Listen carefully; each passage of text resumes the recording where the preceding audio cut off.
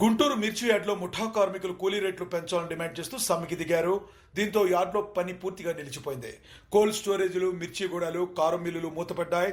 సుమారుగా 10,000 మంది కార్మికులు ఈ సమ్మెలో పాల్గొన్నారు. ప్రతి 2 సంవత్సరాలకు కూలీ పెరగాల్సి ఉన్నా 4 నెలలుగా అమలు కాకపోవడంతో నిరసన చేపట్టినట్లుగా తెలిపారు. సిఐటియు, ఏఐటిసి, ఏపీయూఎఫ్టియు సంఘాలు మద్దతు తెలిపాయి.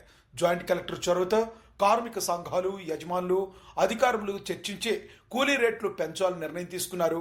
దీంతో కార్మికులు సమ్మెను విరమించారు. రావడం ఈ యార్డుకి పెద్ద శుభపరిణామం.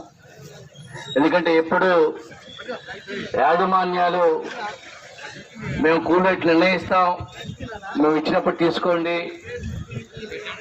మాకు కుదిరినప్పుడు ఇస్తాం అని చెప్పి ఎప్పుడు వాళ్ళు పై చేయిగా ఉంటూ వాళ్ళు నిర్ణయించినప్పుడు కూలీ రేట్ తీసుకోవటంగా ఉంటుంది. కానీ ఇంతకాలం చూస్తా ఉన్నాం, మీరు నిర్ణయించినప్పుడు కూల్ రేట్ తీసుకుంటా ఉన్నాం. కానీ సమయానికైనా కూల్ రేట్ నిర్ణయించకుండా మీరు నిర్ణయించాల్సిన కూల్ రేట్లు ఈ రోజు కూడా పరిష్కారం కాకుండా తాత్సారం చేయడం అంటే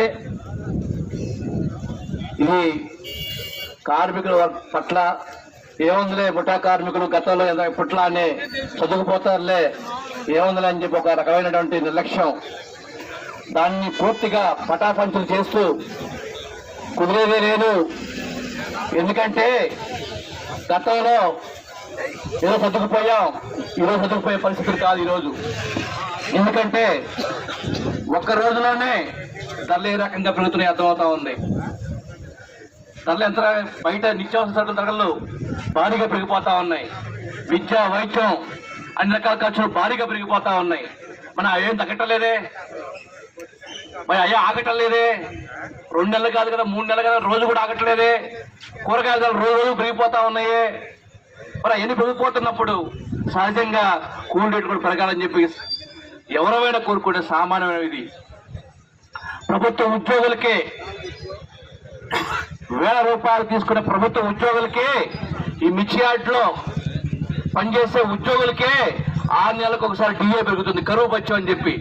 అంటే ధరలు పెరుగుతున్నాయి కాబట్టి ఆ ధరలు పెరుగుతున్న అనుగుణంగా వాళ్ళ జీతాలు కూడా ప్రతి 6 నెలలకి డిఏ పేరుతో పెరుగుతున్నాయి. ₹1000 తీసుకుంటాడు ఈ ఉద్యోగస్తులకి. దాన్ని తప్పటల్లా అది మనం కూడా పోరాడి సాధించాం, అది దాన్ని సపోర్ట్ చేస్తున్నాం, అది కరెక్ట్ కూడా.